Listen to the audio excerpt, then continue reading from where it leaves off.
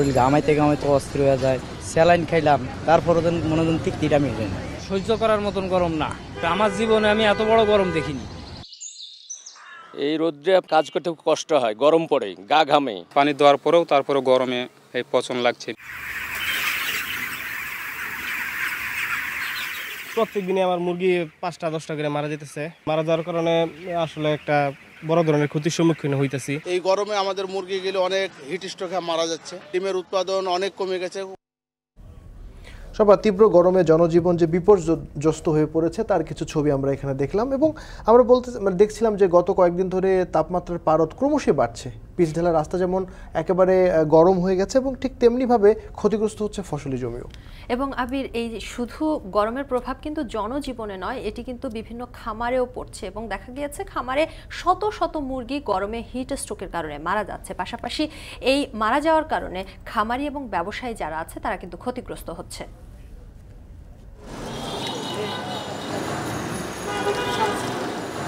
পানি কিনে খাওয়া লাগে 2 টাকা গ্লাস, দেখা যায় দিন 10-20 গ্লাস পানি খেলে 40-50 টাকা যায়। 200 টাকা পার মান্থ ইলেকট্রিসিটি বিল যাবে। পিরিয়ডিক্যালি আমাকে বিভিন্ন ফিল্টার চেঞ্জ করতে হবে। স্বাভাবিক প্রক্রিয়াটা যখন বন্ধ হয়ে যায়, সেটা সাপ্লাইয়ের মাধ্যমে হোক, নিজে পিউরিফাই করে হোক, অথবা বোতলজাতের মাধ্যমে হোক, আপনার উৎপাদন খরচ বাড়বে। এই যে অর্থটা খরচ হচ্ছে, সেই অর্থটা আমরা অন্য কোনো বিকল্প কাজে লাগাতে পারতাম। যেটা ইন্টারসেক্টরাল যদি একটা প্ল্যান হয়, তাহলে সেক্ষেত্রে আমি মনে করি যে সবাই কম খরচে ভালো পানি পাবেন।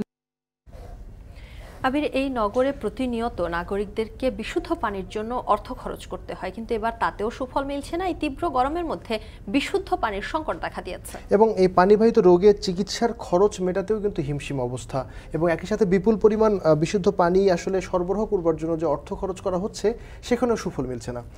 এখন দুপুরে নিয়ে থাকছে বিস্তারিত। আর পুরো আয়োজনের সঙ্গে আছি আমরা দুজন, আমি নাইম আবির এবং আমি শম্পা বিশ্বাস।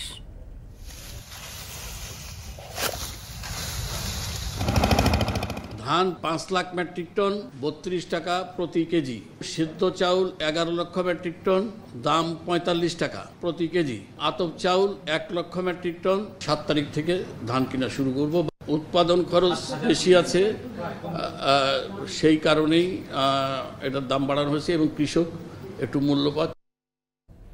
এবার 2 টাকা বাড়িয়ে 32 টাকা কেজিতে 5 লাখ টন বোরো ধান কিনবে সরকার। ধান চাল কিনতে খরচ হবে প্রায় 7,000 কোটি টাকা। 7 মে থেকে শুরু হবে ধান সংগ্রহ, চলবে 31 আগস্ট পর্যন্ত। এখন দুপুরে এ নিয়েও থাকছে বিস্তারিত। তবে শুরুতেই তীব্র তাপপ্রবাহ ও সুপেয় পানির সংকট প্রসঙ্গ। শুরুতে বলছিলাম যে তাপমাত্রায় সারা দেশের পরিস্থিতি প্রখর অবস্থা ধারণ করেছে এবং আবহাওয়া বিভাগ বলছে এই অবস্থা আরও 1 সপ্তাহ থাকতে পারে। এসব নিয়ে আরও আমরা বিস্তারিত জানতে চাই। রাজধানীর কাকরাইল থেকে যুক্ত হচ্ছেন নাজমুস সাকিব এবং বগুড়া থেকে যুক্ত হয়েছেন হেদায়েতুল ইসলাম বাবু। শুরুতে যাচ্ছি সাকিবের কাছে। সাকিব, জানাবেন যে কবে নাগাদ বৃষ্টির খবর আছে আপনার কাছে এবং ঝড়ের পূর্বাভাস নিয়েও আবহাওয়া বিভাগ কি বলছে? আবির, গত কয়েকদিন ধরে যে তাপপ্রবাহ চলছে সেটা কিন্তু আজকেও চলছে। অর্থাৎ গতকালকে আমরা দেখেছি যে প্রায় 40.4 ডিগ্রি সেলসিয়াস। আজকে কিন্তু এখন পর্যন্ত অর্থাৎ 2টার পরে আমরা দেখেছি প্রায় সেই তাপমাত্রা কিন্তু 37 থেকে 38 ডিগ্রি সেলসিয়াস হয়ে গিয়েছে। অর্থাৎ বলাই যায় যে আজকে তাপমাত্রা কিন্তু প্রায় অন্যান্য দিনের মতো রয়েছে। যদি একটু দেখাতে চাই যে আসলে মানুষের যে অবস্থা সেটা কিন্তু একেবারেই হাসপাস অবস্থা। যেহেতু আজকে সপ্তাহের প্রথম দিন অর্থাৎ রোববার কর্মদিবস, মানুষজন কিন্তু যে যানবাহনে করে তারা যে যাচ্ছেন, তারা যে চলাফেরা করছেন, সেখানেও কিন্তু তারা এক প্রকার এই তীব্র গরমের ফলে তারা কিন্তু এক প্রকার হাসপাস করছেন। আমরা আবহাওয়া অফিসের সঙ্গে কথা বলছিলাম, যদি আপনার প্রশ্নের উত্তর একটু জানাতে চাই যে আগামী কয়েকদিনের ভেতর আসলে বৃষ্টির সম্ভাবনা রয়েছে কিনা। তারা যেটা জানাচ্ছে যে আগামী বুধ এবং বৃহস্পতিবারের মধ্যে বৃষ্টি হওয়ার সম্ভাবনা রয়েছে। সেই বৃষ্টি আসলে ঢাকা সহ বেশ কিছু বিভাগীয় শহরে হওয়ার সম্ভাবনা রয়েছে বলে তারা জানিয়েছে। যদিও ঝড়ের পূর্বাভাস নিয়ে তারা আসলে নির্দিষ্ট করে কিছু আসলে বলতে পারেনি। তারা যেটা জানাচ্ছে যে যেহেতু এখন কাল বৈশাখীর মৌসুম, সেক্ষেত্রে তারা কিন্তু 30 মিনিট থেকে 1 ঘন্টা আগে তারা জানাতে পারে যে কালবৈশাখী হওয়ার সম্ভাবনা রয়েছে কিনা। যদিও একটি পূর্বাভাস বলা হয়েছে যে সিলেট সহ আশপাশের যে জেলাগুলো রয়েছে সেই জেলাগুলোতে কিন্তু 24 ঘন্টার মধ্যে বৃষ্টি হওয়ার সম্ভাবনা দেখছে আবহাওয়া অফিস। এমনকি রাজধানীতে যে তাপমাত্রা, সেই তাপমাত্রা থেকে আসলে অনুভূতির পরিমাণ পরিমাণ কিন্তু বেশি, অর্থাৎ রাজধানীতে যে 38 ডিগ্রি সেলসিয়াস এখন চলছে সেটা কিন্তু প্রায় 44 থেকে 45 ডিগ্রি সেলসিয়াস সড়ক বা আশপাশের যে এলাকাগুলো রয়েছে সেখানে রয়েছে। আমরা আসলে যারা আবহাওয়াবিদ রয়েছেন তাদের সঙ্গে কথা বলছি, পাশাপাশি পরিবেশবিদদের সঙ্গে কথা বলছি। তারা যেটা জানাচ্ছেন যে সড়কে কিংবা এই রাজধানীতে যেই তাপমাত্রা সেটা ক্রমশ বাড়ছে। গত 20 থেকে 30 বছর আগেও সেটা কিন্তু কমেছিল এবং গত বছরও আমরা দেখেছি যে সর্বোচ্চ তাপমাত্রা কিন্তু এই রাজধানীতে অন্যান্য বছরের তুলনায় ছিল এবং তার আশঙ্কা করছেন যে এবছরও কিন্তু সেই গত কয়েক বছরকে ছাপিয়ে যাওয়ার শঙ্কা করছেন আবহাওয়াবিদরা। তো রাজধানীর কাকরাইল থেকে তাপমাত্রার এই ছিল সবশেষ খবর। আবির, এবার আমরা যেতে চাই বগুড়ায়, সেখানে রয়েছেন সহকর্মী হিদায়াতুল ইসলাম বাবু। আমরা ঢাকার পরিস্থিতি জানছিলাম যে তীব্র এই তাপে জনজীবন বেশ বিপর্যস্ত অবস্থা তৈরি হয়েছে। উত্তরের জনপদের কি খবর, উত্তরের জনজীবনে এর প্রভাব কেমন দেখছেন, বিস্তারিত বলবেন। আবির, আজ বেলা 12টার সময় বগুড়া আবহাওয়া অফিস এখানে তাপমাত্রা রেকর্ড করেছে 37 ডিগ্রি সেলসিয়াস এবং এরপরে এখন আমরা যেটি দেখছি যে মোবাইল ডিভাইসে যেটি দেখা যাচ্ছে এখনকার তাপমাত্রা বগুড়ায় 38 ডিগ্রি সেলসিয়াস এবং যেটি অনুভূত হচ্ছে 41 ডিগ্রি সেলসিয়াস। আর এখন আসলে এই মুহূর্তে এই প্রখর রোদেও বগুড়া শহরের জনজীবনটার চিত্র একটু আপনাকে দেখাতে চাই যে আসলে আমরা যেটি দেখতে পাচ্ছি যে এই শহরের সাত মাথায় শ্রমজীবী মানুষ, যারা খেটে খাওয়া মানুষ, যাদের হাত চললে পেট চলে, হাত না চললে পেট চলে না, এমন মানুষ যারা, তারা এই প্রখর রোদের মধ্যেও বেরিয়েছেন দুটো পয়সা রোজগারের জন্য। আর শহরে স্বাভাবিক সময়ের চেয়ে কিন্তু এখানে আমরা লোকজনের উপস্থিতি বেশ কম দেখছি আজ। আসলে যারা একেবারেই প্রয়োজন ছাড়া গুরুত্বপূর্ণ কাজ যাদের আছে তারাই শুধুমাত্র বাড়ির বাইরে বেরিয়েছেন। তো সেই কারণে সাধারণ মানুষ, যারা নিম্ন আয়ের মানুষ, তারা কিন্তু এই প্রচণ্ড রোদে বেশ দুর্ভোগের মধ্যেই পড়েছেন। সেই দুর্ভোগ সহ্য করেই আসলে তাদেরকে এই রোদের মধ্যেই জীবন জীবিকার প্রয়োজনে বাইরে বের হতে হয়েছে। আমরা যেটি দেখছি যে আসলে কিছুক্ষণ পর পর আসলে মানুষের যে গলা এবং মুখ শুকিয়ে আসছে, তারা পিপাসা অনুভব করছেন। তারা কাছাকাছি দোকানে, চায়ের দোকানে কিংবা আশেপাশের যে টিউবওয়েল আছে সেখানে তারা পানি, চোখে মুখে পানি দিচ্ছেন, কেউ পানি পান করছেন। একইভাবে আমরা দেখেছি যে পথে ঘাটে এই সময়টায় আসলে আপনার ডাব, তরমুজ, পানীয় জাতীয় যে খাবারগুলো আছে সেই খাবারগুলোর কিন্তু চাহিদা বেড়েছে, দামও কিছুটা বেড়েছে। আমরা দেখেছি যে ডাবের দাম আমরা আজকে পাইকারি পর্যায়ে দেখেছি 65, ছোট আকারের ডাব 65 টাকা, মাঝারি 85 এবং বড় আকারের ডাব বিক্রি হয়েছে 90 টাকায় পাইকারি দরে। একই ডাব আমরা যেটি দেখছি যে খুচরা পর্যায়ে এসে 100 টাকা থেকে শুরু করে 110, 20 এবং 140 টাকা পর্যন্ত ডাব বিক্রি হচ্ছে। একই সাথে আমরা দেখছি যে আখের রসের চাহিদাটাও কিছুটা বেড়েছে। প্রতি গ্লাস আখের রস বিক্রি হচ্ছে 20 টাকায়। শুধুমাত্র লেবু দিয়ে 1 গ্লাস পানি বিক্রি হচ্ছে এখানে আমরা দেখছি যে এই সাত মাথার আশপাশে 10 টাকা এবং শরবত যেটি 20 টাকার নিচে আসলে 1 গ্লাস শরবত মিলছে না। তো সব মিলিয়ে আমি যদি আপনাকে বলি যে প্রচণ্ড রোদের যে তীব্রতা, আবহাওয়া অফিসের সাথে আমরা কথা বলেছিলাম যে বগুড়ায় কোনো ধরনের সুখবর আছে কিনা, তবে আবহাওয়া অফিস যেটি বলছে যে আগামী এক সপ্তাহের মধ্যে এই অঞ্চলে বৃষ্টিপাতের কোনো সম্ভাবনা নেই এবং তাপমাত্রা সহনীয় পর্যায়ে যে আসবে সেই রকম কোনো খবরও কিন্তু আবহাওয়া অফিস আমাদেরকে দিতে পারেনি। তার মানে এই পরিস্থিতি মোকাবেলা করেই সাধারণ মানুষকে আসলে জীবনযাপন করতে হবে আগামী এক সপ্তাহ পর্যন্ত। তার পরবর্তীতে আসলে কি হবে সেটি আবহাওয়া অফিস এখন পর্যন্ত আমাদেরকে জানাতে পারেনি। এই ছিল আবির এখন পর্যন্ত আমার কাছে প্রচণ্ড এই গ্রীষ্মের দাবদাহে প্রখর রোদে সাধারণ মানুষের জীবনযাত্রা নিয়ে সবশেষ। তীব্র গরমে সারা দেশের জনজীবন বিপর্যস্ত হয়ে পড়েছে, সেই খবর আমরা জানছিলাম ঢাকা এবং বগুড়া থেকে। তীব্র গরমের প্রভাব পড়ে শ্রমনির্ভর অর্থনীতিতেও। অর্থনীতিবিদরা বলছেন গরমে অধিক শ্রমে নানাবিধ রোগ শোকে আক্রান্ত হয়ে স্বাভাবিক কর্মক্ষমতা হারাচ্ছে মানুষ। মৌসুমী রোগ প্রতিরোধে সমাজের নিম্ন আয়ের মানুষের আর্থিক অবস্থার পরিবর্তনে বিশেষ উদ্যোগ নেবার তাগিদ দিয়েছেন তারা। আরও জানাচ্ছেন রাব্বি হোসেন, ছবি তুলেছেন রাসেল আহমেদ।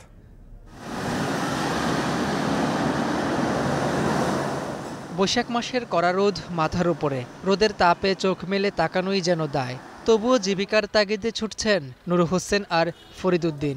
এই শহরে তাদের টিকে থাকার লড়াই 2 দশকের। মাল বোঝাই ভ্যানে আষ্টে পৃষ্ঠে জড়িয়ে থাকা পরিশ্রমে বাগড়া দিয়েছে তপ্ত রোদ আর অস্বস্তির গরম। বছরের পর বছর কায়িক শ্রমে অনেকটাই সয়ে যাওয়া শরীরও কাহিল হয়ে পড়েছে। ঝরে পড়া ঘামের স্রোত যেন জানান দেয় আর সইছে না এই তাপ।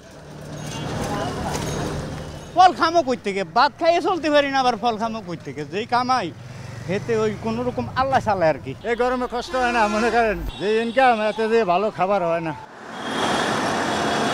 গায়ে গোতরে খেটে খাওয়া এই শ্রমজীবী মানুষদের সবচেয়ে বড় চিন্তা থাকে ভাত জোগাড় করা, কিন্তু রোদে পুড়ে ঘামে ভিজে শরীরের হাড়ভাঙা খাটুনি দিয়ে যে পরিমাণ ক্ষয় হয় তা পূরণ করার সামর্থ্য থাকে না অনেকেরই। এই রোদে পুড়ে হাড়ভাঙা খাটুনিতে একদিকে যেমন কর্মক্ষমতা কমে যায়, তেমনি নানা রকম সমস্যার সম্মুখীন হতে হয় তাদের। ভ্যান চালক নূর হোসেন কিংবা ফরিদুদ্দিনই নয়, তাদের মতো শহরের কয়েক লাখ শ্রমজীবী মানুষের চিত্র একই। হাঁসফাঁস করা গরমে কাহিল হওয়া শরীর চাঙ্গা করতে শুধু পানি আর পথের শরবত দিয়ে বারবার শুষ্ক গলা ভিজিয়ে নেওয়ার চেষ্টা তাদের। শরীরের চাহিদা বা যে গরমে পরিশ্রম করে যে আমরা একটা ফল মূল কিনে খাবো, এরকম তো আমাদের কামাইয়ের উপর নির্ভরশীল হয় না। গরমে একটা ভাড়া মারলে পরে আর হাফায় উঠতে হয়। হোটেল খাইতে গেলে তো 200 টাকা লাগবে, আর এত 20 টাকার খাইলাম। গরম, এই গরমে এক কাপ মারলে 1 ঘন্টা বয়ে থাকুন লাগে। এই গিরা পুরা ব্যথা হয়ে যায়, আর ডাক্তারও দেয় না, ওই নিজে একদিন গাড়ি চালালে 2 দিন চালাই না। এই সময়ে রোগ শোকে আক্রান্ত হলে তার প্রতিরোধে পুষ্টিকর খাবার কিংবা ওষুধ কিনতে যে পরিমাণ আর্থিক সচ্ছলতা প্রয়োজন তা নেই অধিকাংশ শ্রমজীবী মানুষের। গামে শরীর জ্বালা ভরে যায়, এই স্যালাইন খাই, বিভিন্ন জিনিস খাই, এই তো আর ভাত খাই কি খাবো আমরা গরিব মানুষ। 12 ঘন্টা করতে পারছি, অনেক 7 ঘন্টা করতে। দুটো ভাত পড়লে ভাত খাই, এর বাদে ধরেন কিছু সুগিয়া চা পানি খাই, এই ধরেন আমাকে খাওয়া, আর এসে ভালো খাওয়া আমরা গরিব মানুষ কই পাবো। তীব্র এই গরমে অনিয়ন্ত্রিত পরিশ্রমের ফলে একজন মানুষের শরীরে যে সমস্যাগুলো দেখা দিতে পারে তার মধ্যে পানিশূন্যতা, মানসিক স্বাস্থ্যের ঝুঁকি, হিট স্ট্রোক, চর্মরোগ, ডায়রিয়া, বদহজম, সর্দি কাশি সহ নানাবিধ রোগ। পুষ্টিবিদরা বলছেন এই সময়ে রোগ প্রতিরোধে শরীরের জন্য দরকার বাড়তি যত্ন, পাশাপাশি স্বাস্থ্যসম্মত খাবার। এর কমতি হলে মানসিক শারীরিক ক্ষতি রয়েছে তো বটেই, রয়েছে মৃত্যু ঝুঁকিও। রোগ প্রতিকারের চেয়ে প্রতিরোধের দিকে আমাদের বেশি নজর দিতে হবে, কারণ অসুস্থ হয়ে যাওয়ার পর আমরা যে ট্রিটমেন্টটা নেব সেখানে আমাদের অনেক খরচ হয়ে যেতে পারে। সেক্ষেত্রে আমরা যদি কম দামে পুষ্টিকর খাবারগুলো আগে থেকে সচেতন হয়ে খেতে পারি, তাহলে আমাদের মনে হয় আর্থিকভাবেও খুব বেশি অর্থ খরচ করতে হবে না। কেবল স্বাস্থ্যগত ঝুঁকিই না, তীব্র গরম শ্রম অর্থনীতিতেও প্রভাব ফেলে, কমে স্বাভাবিক কর্মক্ষমতা। অর্থনীতিবিদরা বলছেন শ্রমজীবী মানুষদের স্বল্প আয় দিয়ে নিজের কিংবা পরিবারের বাড়তি যত্ন নেওয়ার সক্ষমতা নেই অনেকেরই, যা প্রত্যক্ষ বা পরোক্ষভাবে এর প্রভাব পড়ছে অর্থনীতিতেও। গরমে ঘামে কষ্টে একই পরিমাণ পরিশ্রম করে উৎপাদন যা হয় তার চেয়ে কমে যায়। 2-3 রকম প্রবলেম। প্রথম প্রবলেম হলো আমি খাওয়া পাচ্ছি না, দ্বিতীয় প্রবলেম হলো আমি অস্বাস্থ্যকর খাওয়ার, অপুষ্টিকর খাওয়া পাচ্ছি, তৃতীয় প্রবলেম হলো রোগ হলে রোগের চিকিৎসা পাচ্ছি না। তার ফলে এখানে এমপ্লয়মেন্ট ক্রিয়েশনও হচ্ছে না, ট্যাক্সও তারা দিচ্ছে না, তার ফলে গভর্নমেন্টও সোশ্যাল ওয়েলফেয়ারের কর্মসূচি নিতে পারছে না। বিশ্লেষকরা মনে করেন মৌসুমী রোগ প্রতিরোধে সমাজের নিম্ন আয়ের মানুষের আর্থিক অবস্থার পরিবর্তন জরুরি, পাশাপাশি হতদরিদ্র এই শ্রমজীবী মানুষদের জন্য সরকারের বিশেষ উদ্যোগও প্রয়োজন। তা সম্ভব হলে কর্মক্ষমতা যেমন বাড়বে, তেমনি অর্থনীতির চাকাকে করবে আরও গতিশীল। রাব্বি হোসেন, এখন, ঢাকা। এদিকে হিট স্ট্রোকে আক্রান্ত হয়ে মারা যাচ্ছে খামারের শত শত মুরগি বাঁচাতে বাড়তি যত্নে বাড়ছে উৎপাদন খরচ। এ অবস্থায় সংকট মোকাবিলায় খামারিদের বিভিন্ন পরামর্শ দিচ্ছে প্রাণী সম্পদ অধিদপ্তর। প্রায় 2 সপ্তাহ ধরেই টানা তাপপ্রবাহে পুড়ছে দেশের বেশিরভাগ জনপদ।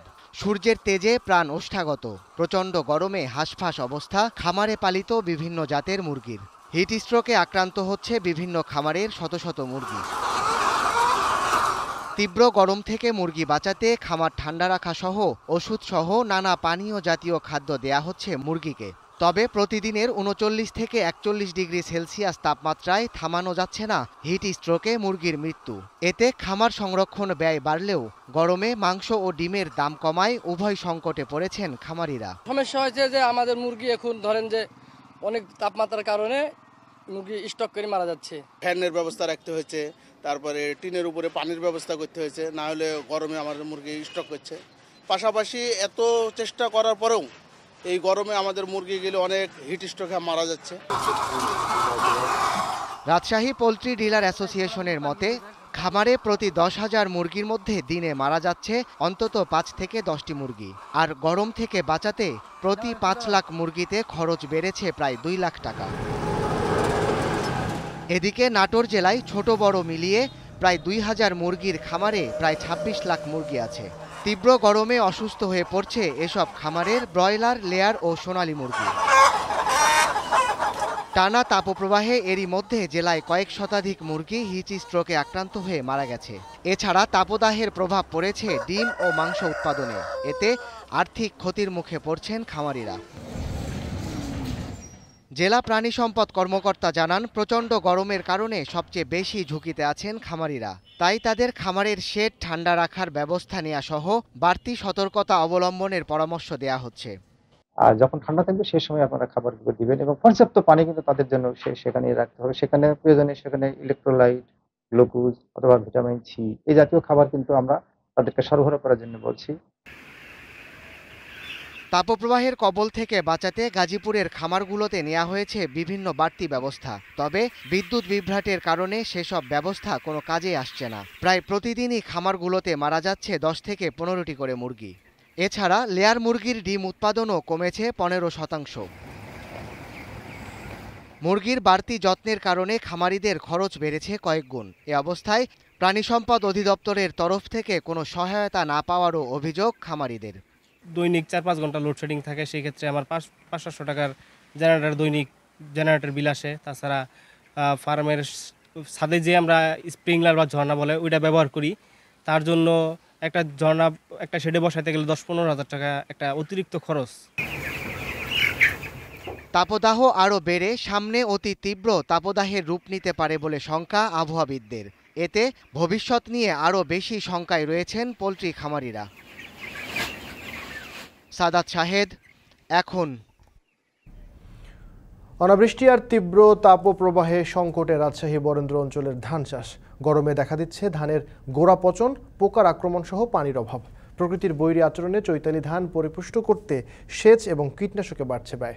সজীব আহমেদের ক্যামেরায় আরও জানাচ্ছেন রাকিবুল হাসান। চৈতালি ধানের স্নিগ্ধ সবুজে ভরপুর বরেন্দ্র এলাকার মাঠঘাট। তবে মাথার ওপরে সূর্যের রুদ্ররূপে গেল কয়েক সপ্তাহ জুড়ে পড়ছে হেক্টরের পর হেক্টর ফসলি জমি।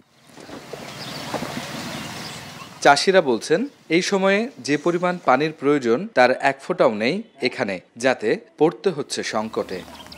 কাকা, এই বরেন্দ্র এলাকায় ধানের কি অবস্থা? বৃষ্টি কি হচ্ছে? মানে আজ ধরেন যে 3 মাস থেকে বৃষ্টি নাই। মানে যেখানে আগে উঠত 1 ঘন্টাতে 1 বিঘা মাটি হতো, এখন 2 ঘন্টা 2.5 ঘন্টা দিয়েও হয় না পানি। তাতে আমাদের খুব একটু দুর্ভিক্ষ হয়ে গেছে, শিলিয়ারে পানি দিতে হয়েছে। তবে পানি নিয়ে সমস্যায় পড়েনি বরেন্দ্রের উঁচু গ্রাম ডালহানলাঙ্গির এলাকার কৃষক স্টেফান কিস্কু। সপ্তাহ জুড়ে 39 থেকে 40 ডিগ্রি সেলসিয়াস তাপমাত্রার ভ্যাপসা গরমে তার ক্ষেতে জমে থাকা পানিতে পচন ধরেছে ধানের গোড়ায়। পানি তো দিতেই হয়েছে, পানি দেওয়ার পরেও তারপরে গরমে এই পচন লাগছে, শীষ কাটা, বাইল কাটা, তোমার লাগছে, পোকা লাগছে। এই গরমে বরেন্দ্র জুড়ে 70,200 হেক্টর জমিতে ধানের সেচ আর রোগবালাই নিয়ে বিপাকে আছেন রাজশাহীর 3.5 লাখ কৃষক। এবারে জানুয়ারি থেকে মার্চ পর্যন্ত 5,26,500 বিঘায় চৈতালি বোরো ধানের আবাদ করেছেন চাষিরা। এতে অধিকাংশ জমিতে বঙ্গবন্ধু 100, ব্রি 85-86, বিনা 14, 17, 24, 25 ও জিরা জাতের ধানের চাষ হয়েছে। তবে এবারে বৃষ্টি না থাকায় ধান চাষে শতভাগ নির্ভর করতে হয়েছে ভূগর্ভস্থ পানির ওপরে। সেচের এই পানি বেশিক্ষণ ভিজিয়ে রাখতে পারছে না বরেন্দ্রের শুষ্ক মাটি, যাতে 3 মাসে 12টি সেচের পরিবর্তে দ্বিগুণ হয়েছে পরিমাণ। এদিকে গেল সপ্তাহ জুড়ে অতিরিক্ত তাপমাত্রায় পচন আর পোকার আক্রমণ ঠেকাতেও প্রতি বিঘা জমিতে কীটনাশক খরচ হচ্ছে অতিরিক্ত 700 টাকা। তাতে বিঘায় ধান উৎপাদনে খরচ বেড়েছে প্রায় 2400 টাকা। আবহাওয়ার যে পরিস্থিতি এখন দাঁড়িয়েছে, আমরা তো খুব ভয়াবহনকের মধ্যেই আছি। যে কোনো মুহূর্তে ধরেন বৃষ্টিও হচ্ছে না, যে কোনো মুহূর্তে আপনার ওই শিল পাথর পড়ে ধান আমাদের নষ্ট হতে পারে। এখন টিউবওয়েলে পানি ধরেন যে কভার করতে ইচ্ছে না। আমার আজ পানির দরকার, আজকে আমরা পানি পাচ্ছি না, হয়তো 5 দিন পর কি 10 দিন পর পানি পাবো। আপনার যে খরচ হয়েছে জমিতে, খরচটা উঠবে কি উঠবে না বলতে পারছি না। এছাড়া রুক্ষ শুষ্ক বরেন্দ্রে প্রচণ্ড তাপদাহে ফসলের পরিচর্যায় শ্রমিক ব্যয় বাড়লেও কমছে কর্মঘণ্টা। তাতে যত্নের অভাবে পড়েছে ফসল। এতে আশানুরূপ উৎপাদনে প্রভাব পড়তে পারে বলে শঙ্কা কৃষকের। এই রোদ্রে আপনার খুব মানে কাজ করতে খুব কষ্ট হয়, গরম পড়ে, গা ঘামে। সকালে 10টা 11টা পর্যন্ত কাজ করি, আবার বিকালে সন্ধ্যা আসরের পর ছাড়া কাজ করা যাচ্ছে, এত রোদের তাপ। 2-3 ঘন্টা করছি কাজ, আবার দুপুরে বাসা চলে যাচ্ছি, আবার 4টার সময় আসতেছি, আসা 2 ঘন্টা করে আবার বাসা চলে যাচ্ছি। কৃষি বিভাগ বলছে অতিরিক্ত তাপপ্রবাহ থাকলেও ফসল উৎপাদনে প্রভাব পড়বে না। আর অর্থনীতিবিদরা বলছেন অতিরিক্ত খরচের বিষয় বিবেচনা করে দাম নির্ধারণ করতে হবে ধানের। বিশেষ করে থোড় অবস্থা থেকে শক্তদানা পর্যায় পর্যন্ত যেন আর মাটিতে পানির কোনো ঘাটতি না থাকে, সেজন্য জমিতে 5 থেকে 7 সেন্টিমিটার কৃষক পানি ধরে রাখবে এবং আশা করছি যে আমাদের যে উৎপাদন লক্ষ্যমাত্রা, সেই উৎপাদন লক্ষ্যমাত্রা আমাদের অর্জিত হবে। সরকার একটা দাম নির্ধারণ করে দেয়, কিন্তু সেই দামে কৃষকরা আসলে বিক্রি করতে পারে না, কারণ কৃষকদের ইমিডিয়েটলি তাদের জাস্ট ফসল ওঠার পরেই বিক্রি করতে হয়। আরেকটা বিষয়, সরকার যে এটা ক্রয় করে, এটা মাঠ পর্যায়ে এসে ক্রয় করা উচিত, কারণ এই উপজেলা পর্যায়ে একজন প্রান্তিক কৃষকের পক্ষে যে সেখানে ওই 2 মণ 3 মণ ধান নিয়ে যাওয়াটা আসলে সম্ভব নয়। কৃষিপণ্য উৎপাদনের প্রাকৃতিক বৈরিতার সবচেয়ে বড় সুযোগ নেয় স্থানীয় ফড়িয়া ব্যবসায়ী, মহাজন আর আড়তদাররা। তবে এই প্রাকৃতিক বৈরিতা উপেক্ষা করে কৃষক তার যে অতিরিক্ত মূলধন ব্যয় করে ফসলের বিক্রিকিনি শেষে সেই কৃষকেরই জেরের খাতা ভারী হয়। তাই পণ্যের বিক্রিকিনি বা পণ্যের মূল্য নির্ধারণে প্রান্তিক কৃষকদের দাবি প্রাকৃতিক বৈরিতাকে বিবেচনা করা। রাকিবুল হাসান, এখন, রাজশাহী। মাগুরায় তাপপ্রবাহের প্রভাবে গাছ থেকে ঝরে যাচ্ছে কাঁঠালের মুচি। এ বিষয়ে বিস্তারিত জানাতে মাগুরা থেকে যুক্ত হচ্ছেন সহকর্মী রূপক আইস। চলে যাচ্ছি তার কাছে। রূপক, কৃষি বিভাগের পরামর্শেও সুফল মিলছে না কেন এবং আনুমানিক কত টাকার ফলের ক্ষতি হচ্ছে?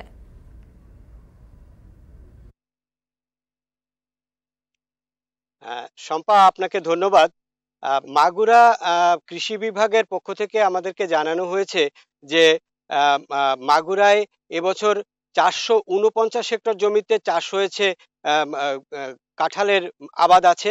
এই কাঁঠালের আবাদ ধরে রাখার জন্য বিশেষ করে এই তাপপ্রবাহের কারণে যে কাঁঠাল ঝরে যাচ্ছে, এ কারণে মাগুরায় কৃষি বিভাগের পক্ষ থেকে কৃষকদেরকে পরামর্শ দেওয়া হচ্ছে যে বিভিন্ন কাঁঠালের গাছের গোড়ায় বিকাল থেকে রাত পর্যন্ত সেচ দেওয়ার। কিন্তু তারপরেও আমরা বিশেষ করে গ্রাম অঞ্চলে দেখতে পেয়েছি কাঁঠাল গাছগুলো সাধারণত মানুষের বাড়ির আঙিনায় বা বাইরের অংশে থাকে, যেখানে এক নাগারে কাঁঠালের বাগান এটি কিন্তু মাগুরায় কম দেখা যায়, কিন্তু প্রচুর কাঁঠাল গাছ এখানে আছে, যার কারণে এখানে এই কাঁঠালের গাছে আলাদা করে সেচ দেওয়ার ব্যবস্থা কিন্তু তেমন করা যাচ্ছে না, যার ফলে আমরা দেখতে পাচ্ছি কাঁঠালের যে ফল এসেছে ফলগুলো ছোট হয়ে যাচ্ছে এবং ফলগুলো অনেকটা কুঁকড়ে যাচ্ছে। এই এবছর আমরা কৃষি বিভাগের পক্ষ থেকে জানতে পেরেছি প্রায় 1 কোটি টাকার উৎপাদন লক্ষ্যমাত্রা ধরা হয়েছে, যেটির বেশিরভাগই এবছর কিন্তু ফলন হবে না বলেই আশঙ্কা করছেন কৃষকরা।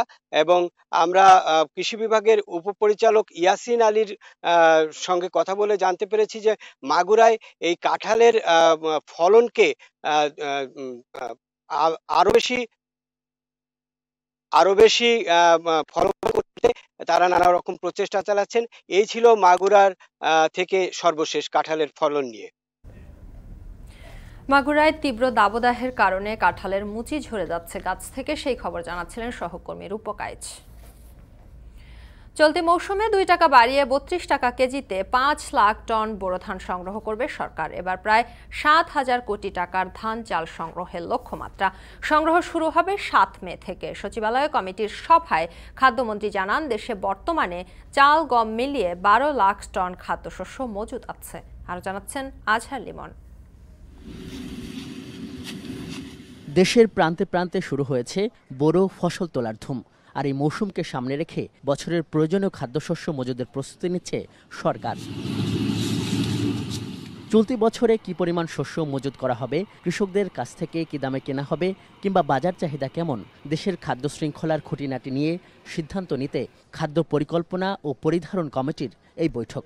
খাদ্যমন্ত্রীর নেতৃত্বে এই সভার অতিথি কৃষি, বাণিজ্য, দুর্যোগ ব্যবস্থাপনা সহ সংশ্লিষ্ট মন্ত্রণালয়ের মন্ত্রী, প্রতিমন্ত্রী ও সচিবরা। অলরেডি শুরু হয়েছে, আপনারা মিলে একটু খোঁজ দেন। বৈঠক শেষ করে খাদ্যমন্ত্রী জানান, এবছরে ধান, চাল ও গম সব মিলিয়ে 17.5 লাখ টন খাদ্যশস্য মজুদের পরিকল্পনা নিয়েছে সরকার, যে লক্ষ্যে আগামী মাসের 7 তারিখ থেকে সরকারিভাবে কৃষকদের কাছ থেকে সংগ্রহ শুরু হবে, চলবে 31 আগস্ট পর্যন্ত। 7 তারিখ থেকে ধান কেনা শুরু করব।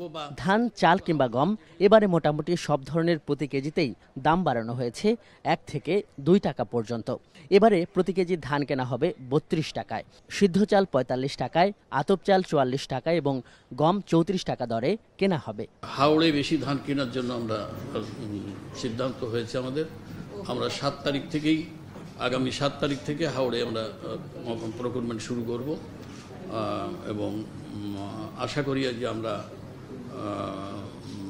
আমরা সফলতার সাথে এটা করতে পারবো এবং আপনাদের সবার সহযোগিতা কামনা করছি। এই সংবাদ সম্মেলনে জানানো হয়, দেশে এখন মজুদ খাদ্যের পরিমাণ প্রায় 12 লাখ টন, সরবরাহ লাইনে আছে আরও 3 লাখ টন গম। কিন্তু এত কিছুর পরেও এই যে বাজারে চালের দাম অনেক বেশি, তাতে কতটা সন্তুষ্ট মন্ত্রণালয়গুলো, প্রশ্ন ছিল সাংবাদিকদের।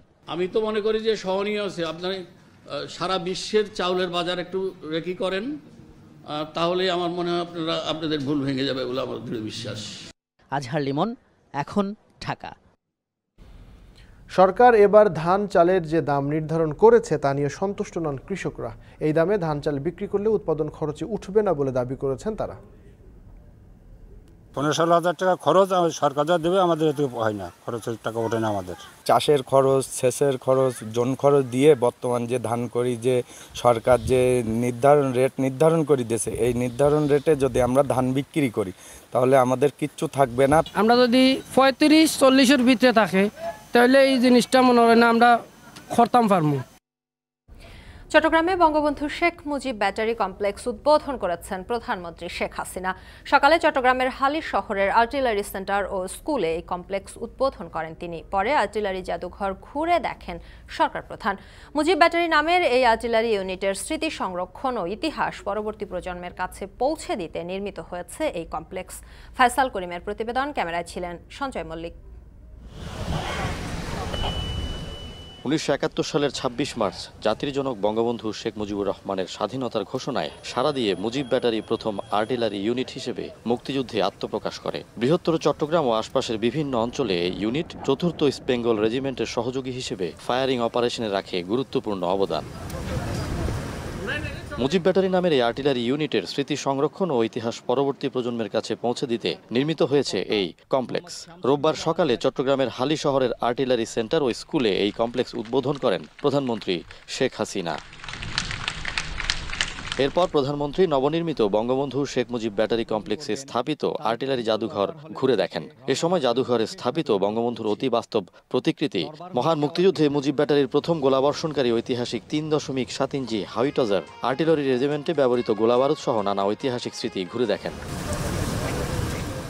এই কমপ্লেক্সে জাদুঘর ছাড়াও রয়েছে অত্যাধুনিক প্রশিক্ষণ ও একাডেমিক কার্যক্রমের জন্য নানা সুযোগ সুবিধা ও আন্তর্জাতিক মানের হল। সামরিক বাহিনীর ফোর্সেস গোল 2030 বাস্তবায়নে এই কমপ্লেক্স অনন্য অবদান রাখবে। ফয়সাল করিম, এখন চট্টগ্রাম। রাজধানীতে গরমের সাথে পাল্লা দিয়ে বাড়ছে মশার প্রকোপ। এই মুহূর্তে ঢাকা শাহজাহানপুর থেকে যুক্ত হচ্ছেন সহকর্মী মেহরিন অ্যানি জানাবেন দক্ষিণ সিটির মশক নিধন কার্যক্রম নিয়মিত চলছে কিনা এবং তাতে মশার উপদ্রব কমছে কিনা, কি বলছেন বাসিন্দারা, কাউন্সিলরদের বা বক্তব্য কি?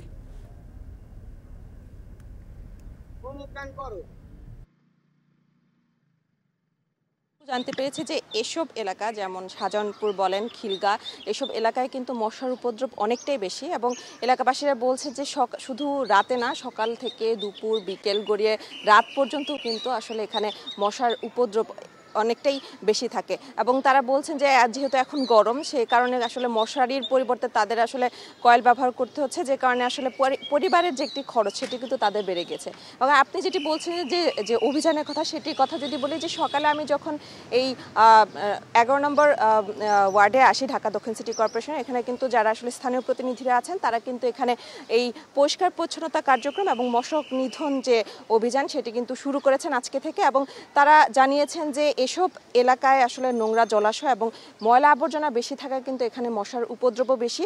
তো আর যে কারণে আসলে এখানে মশার ওষুধ ছিটিয়েও আসলে দেখা যায় যে 2-1 দিন বন্ধ থাকলেও সেই মশার উপদ্রব আবার বেড়ে যায়। তো স্থানীয় প্রতিনিধিরা বলছেন যে তাদের এই পরিষ্কার পরিচ্ছন্নতা কার্যক্রম এবং মশক নিধন যে অভিযান সেটি কিন্তু তারা এই মাসব্যাপী চালাবেন। এবং সেখানে আসলে 2 জন স্থানীয় প্রতিনিধি ছিলেন, একজন আসলে নারী কাউন্সিলর এবং একজন পুরুষ কাউন্সিলর। তারা কিন্তু বলেছেন তাদের যেসব ওয়ার্ডগুলো রয়েছে সেই ওয়ার্ডগুলোতে তারা যেসব নোংরা জলাশয় রয়েছে এবং ঝিলগুলো রয়েছে সেগুলো তারা পরিষ্কার কার্যক্রম চালিয়ে যান। এবং আজকেও কিন্তু তারা এখানকার যে খিলগার বাগিচা এলাকার যে ঝিলপাড় রয়েছে সেই ঝিলের কিন্তু যে ময়লা আবর্জনাগুলো রয়েছে সেখানে কিন্তু সেগুলো পরিষ্কার কার্যক্রম চালিয়েছেন। এবং এই ঝিলের পাশ দিয়ে যেসব জায়গাগুলোতে আসলে মশার যে প্রজননস্থল রয়েছে সেই প্রজননস্থল ধ্বংস করার জন্য কিন্তু লার্ভিসাইডও করা হয়েছে। এবং তারা জানিয়েছেন যে এই লার্ভিসাইড তারা নিয়মিতই করবেন এবং পাশাপাশি জনসাধারণকে সম্পৃক্ত করতে কিন্তু তারা বিভিন্ন বাসাবাড়ি,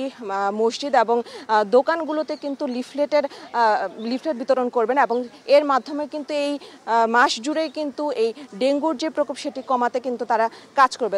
এবং এলাকাবাসী যারা আছেন তারাও বলছেন যে তারা আসলে এই যে অভিযান চলছে এই অভিযান যেন প্রতিদিন তাদের এই অভিযান যেন চলে। এবং স্থানীয় প্রতিনিধিরা যারা আছেন তারা বলছে যে এই অভিযান প্রতিদিন সকাল থেকে বিকেলে 2 শিফটে কিন্তু তাদের এই মশক নিধন অভিযান চালানো হবে। তো এই ছিল আমার কাছে ঢাকা দক্ষিণ সিটি কর্পোরেশনের শাহজাহানপুর থেকে সর্বশেষ। ঢাকায় গরমের সাথে পাল্লা দিয়ে বাড়ছে মশার উপদ্রব, সেই খবর জানাচ্ছিলেন সহকর্মী মেহেরি নানি। এবারে ভিন্ন প্রসঙ্গ। বিশুদ্ধ পানির চাহিদা মেটাতে প্রতিনিয়ত নাগরিকদের খরচ করতে হচ্ছে বাড়তি অর্থ, তবুও মিলছে না কাঙ্ক্ষিত ফলাফল। স্বাস্থ্য খাতে রোগীদের খরচ করা 5,000 কোটি টাকার 85% খরচ হয় শুধু পানিবাহিত রোগের জন্য। বিশেষজ্ঞদের মতে 2030 সালের মধ্যে বিশুদ্ধ পানির চাহিদা মেটাতে দরকার প্রায় $940 কোটি। আরও জানাচ্ছেন দেবরাজ দেব।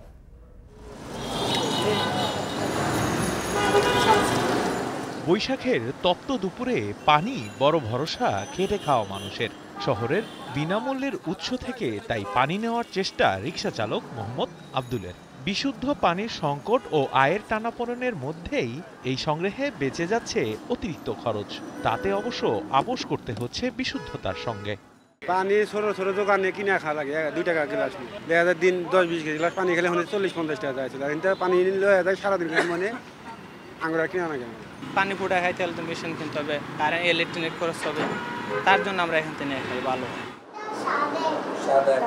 অন্যদিকে সাবেক সরকারি কর্মকর্তা আব্দুল গনি পরিবারের বিশুদ্ধ পানির চাহিদা মেটাতে বাসায় বসিয়েছেন বৈদ্যুতিক পানির ফিল্টার। পরিচালনা খরচ, বিদ্যুৎ খরচ সব মিলিয়ে পানির জন্য হিসেবের বাইরেও খরচ করতে হচ্ছে তার। ইলেকট্রিসিটির দাম বেড়েছে, অন্যান্য দাম বেড়েছে, সেটা তো একটু তো বাড়বেই। মানুষের চলাফেরার জন্য মানুষের জীবনযাত্রা মান বেড়েছে, সেই হিসেবে খরচ তো একটু বাড়বে। 200 টাকা পার মান্থ ইলেকট্রিসিটি বিল যাবে। তারপরে আমাকে পিরিয়ডিক্যালি আমাকে বিভিন্ন ফিল্টার চেঞ্জ করতে হবে, মান্থলি, 6 মান্থলি, ইভেন 2 ইয়ারলি। অনেকগুলো স্টেজের ওরা ফিল্টার দিয়েছে, ওগুলো প্রত্যেকে চেঞ্জ করতে হবে।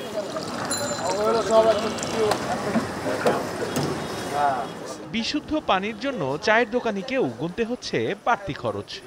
প্রতিদিন 300 হলে মাসে 9,000 টাকা খরচ করে। এটাই এক্সট্রা খরচ, এটা পানি। দেশে এখন নানা মাধ্যমে নানা মোড়কে বিশুদ্ধ পানি বিক্রি হচ্ছে। গ্লাস প্রতি 2 টাকা থেকে 500 গ্রাম বোতলে গুনতে হচ্ছে 20 টাকা। আর বাসাবাড়িতে পানি বিশুদ্ধকরণ যন্ত্রে খরচ 5,000 থেকে 50,000 টাকা পর্যন্ত।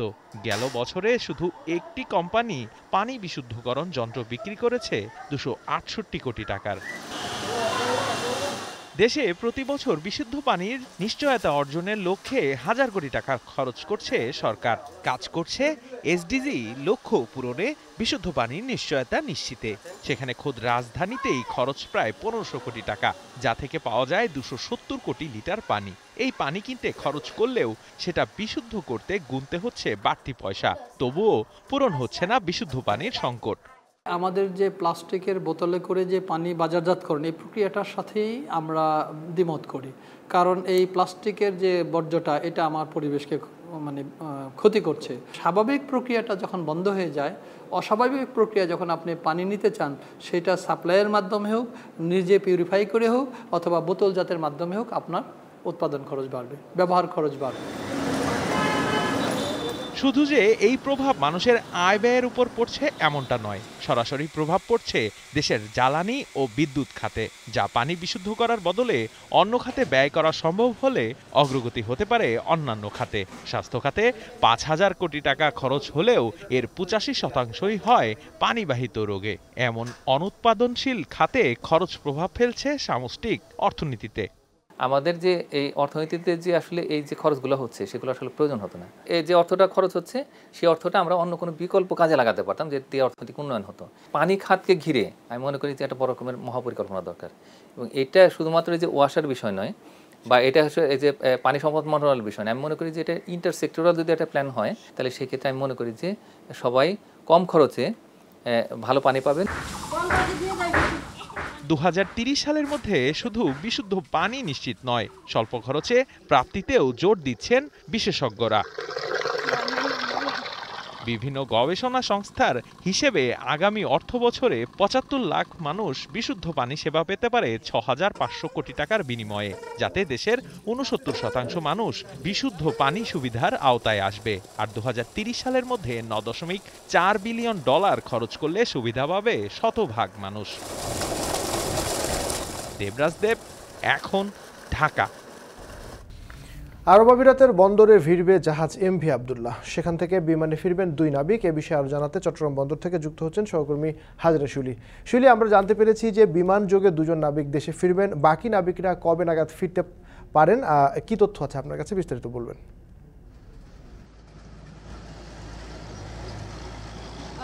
আজকে বিকাল 4টা থেকে 4:30 নাগাদ MV আবদুল্লাহ জাহাজ সংযুক্ত আরব আমিরাতের হামরিয়া বন্দরে নোঙর করার কথা রয়েছে। আগে আমি স্বজনদের সাথে কথা বলেছি এবং তারা বলেছেন তাদের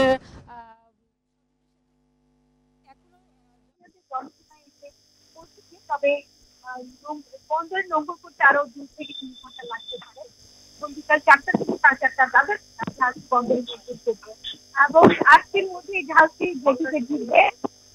জাহাজটি গতিতে ঘোরার কথা রয়েছে এবং আপনারা জানেন যে জাহাজটি বসে এই নাবিক ছিলেন, এর মধ্যে 2 জন নাবিক মানসিকভাবে বিপর্যস্ত হয়ে আছেন এবং তারা চাই বিমানে করে দেশে ফিরতে চাচ্ছেন। তবে জাহাজটি ফেরার পর তাদের বিচার প্রক্রিয়া শুরু হবে এবং বিচার কাগজপত্র পাওয়ার পরে আসলে তারা কবে নাগাদ ফিরতে পারবেন সেটি জানা যাবে। এ বিষয়ে আমি মালিক পক্ষ এবং স্বজনদের সাথে কথা বলেছিলাম। দুপক্ষই বলেছে তারা আসলে এখনো বলতে পারছে না যে কবে নাগাদ তারা দেশে ফিরবে। এবং এখানে আরেকটি বিষয় জানিয়ে রাখি, জাহাজটিতে মোট 55,000 টন কয়লা ছিল এবং আফ্রিকার মোজাম্বিকের মাপুতো বন্দর থেকে এটি সংযুক্ত আরব আমিরাতে রওনা হওয়ার পথে ভারত মহাসাগরে সোমালিয়া উপকূল থেকে 600 নটিক্যাল মাইল দূরে এটি জলদস্যুদের কবলে পড়ে এবং গত 13 এপ্রিল ভোর রাতে এই জলদস্যুদের জিম্মি দশা থেকে জাহাজটি মুক্ত হয় এবং এরপরই জাহাজটি সংযুক্ত আরব আমিরাতের হামরিয়া বন্দর উদ্দেশ্যে রওনা হয় এবং জাহাজ থেকে পণ্য খালাসের পর জাহাজটিতে আবার নতুন করে পণ্য বোঝাই করা হবে। তারপর জাহাজটি হয়তো চট্টগ্রাম বন্দরে ভিড়তে আরও 10 থেকে 12 দিন লাগবে এবং মালিকপক্ষ জানিয়েছে সব মিলিয়ে আরও 15 থেকে 20 দিনের মতো লাগতে পারে বন্দরে ভিড়তে।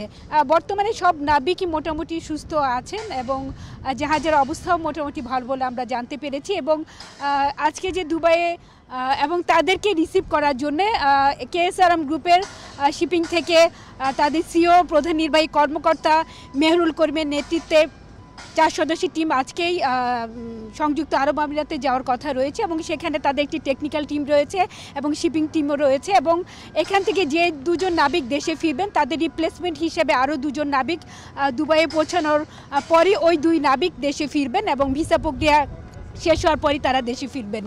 এই ছিল আমার কাছে এখনকার মতো MV আবদুল্লাহ জাহাজের সবশেষ খবর। MV আবদুল্লাহ আরব আমিরাতের বন্দরে ফেরার কথা রয়েছে এবং সেখান থেকে 2 জন নাবিক বিমান যোগে বাংলাদেশে ফিরবেন, সেই খবর জানছিলাম সহকর্মী হাজরা শুলির কাছ থেকে। দেশের বাইরের প্রসঙ্গ, ইসরায়েল ইউক্রেন ও ইন্দো প্যাসিফিক অঞ্চলের সহায়তা দেওয়ার জন্য যুক্তরাষ্ট্রের পার্লামেন্টের প্রতিনিধি পরিষদে $9,500 কোটি বিল পাশ হয়েছে। ভোটের পর এসব বিলে অনুমোদন দিয়েছেন মার্কিন আইন প্রণেতারা। এর মধ্যে ইউক্রেনের জন্য বরাদ্দ সবচেয়ে বেশি। বিলটি কংগ্রেসে পাশের পর এখন সিনেটে পাশের অপেক্ষা। আরো জানাচ্ছেন তৌহিদুর রহমান। একদিকে রাশিয়ার আক্রমণ ঠেকাতে হিমশিম অবস্থা ইউক্রেনের, অন্যদিকে গাজায় চালানো আগ্রাসনের মধ্যেই তুঙ্গে ইরান ইসরায়েল উত্তেজনা। এছাড়া চীন তাইওয়ান উত্তেজনা তো আছেই। অথচ ডেমোক্রেট ও রিপাবলিকানদের মধ্যে তিক্ততায় অনেক দিন ধরেই যুদ্ধে লিপ্ত বন্ধু দেশ ইউক্রেন ও ইসরায়েলকে সহায়তা দিতে পারছিল না যুক্তরাষ্ট্র। থমকে ছিল তাইওয়ানকে দেওয়া সহায়তার প্রতিশ্রুতিও। অবশেষে সেই প্রতীক্ষার অবসান ঘটল। শনিবার যুক্তরাষ্ট্রের পার্লামেন্টের প্রতিনিধি পরিষদে মোট $9,500 কোটি সহায়তা প্যাকেজের বিল পাশ হয়েছে। এর মধ্যে শুধু ইউক্রেনের জন্যই থাকছে $6,000 কোটি বেশি। এছাড়া ইসরায়েলের জন্য বরাদ্দ রাখা হয়েছে $2,000 কোটি উপরে। আর বাকিটা থাকছে ইন্দো প্যাসিফিক অঞ্চলের জন্য, যেখানে ইউক্রেনের জন্য ভোটাভুটিতে বিলের পক্ষে ভোট পড়েছে 311টি, বিপক্ষে পড়েছে 112টি ভোট। অন্যদিকে ইসরায়েলের পক্ষে ভোট পড়েছে 366টি আর বিপক্ষে ভোট পড়েছে 158টি। Our operations. It also includes tough measures and sanctions on Iran and Russia and China, which most of the American people understand is a necessity and a very important thing. Our process in the end ensured that each member was able to consider the individual supplemental elements on their own merits, which is exactly how the House is supposed to work. সহায়তা বিল পাশ করায় মার্কিন আইন প্রণেতাদের প্রতি কৃতজ্ঞতা প্রকাশ করেছেন ইউক্রেনের president Volodymyr Zelensky. які відчують і наші воїни на передовій, наші міста і села, які потерпають від російського терору. Сьогодні відбулося голосування Палати представників Сполучених. এখন বিলগুলো বাস্তবায়নের জন্য প্রয়োজন সিনেটের অনুমোদন, আর তাই দ্রুত বিল পাশ করতে সিনেটের প্রতি আহ্বান জানিয়েছেন মার্কিন প্রেসিডেন্ট জো বাইডেন। এর মধ্য দিয়ে যুক্তরাষ্ট্র বিশ্বকে চোখে আঙুল দিয়ে দেখিয়ে দিল ইসরায়েল ও ইউক্রেনের পাশে তাদের অবস্থান কতটা দৃঢ়। তৌহিদুর রহমান, এখন বিশ্ব। এই ছিল এখন দুপুরের আয়োজন। এখন টেলিভিশন ওয়েবসাইটে দেখুন www.এখন.tv। এছাড়া এখন টেলিভিশন ফেসবুকে দেখতে ভিজিট করুন facebook.com/tv.এখন এবং ইউটিউবে এখন টেলিভিশন দেখতে ভিজিট করুন youtube.com/c/echontv।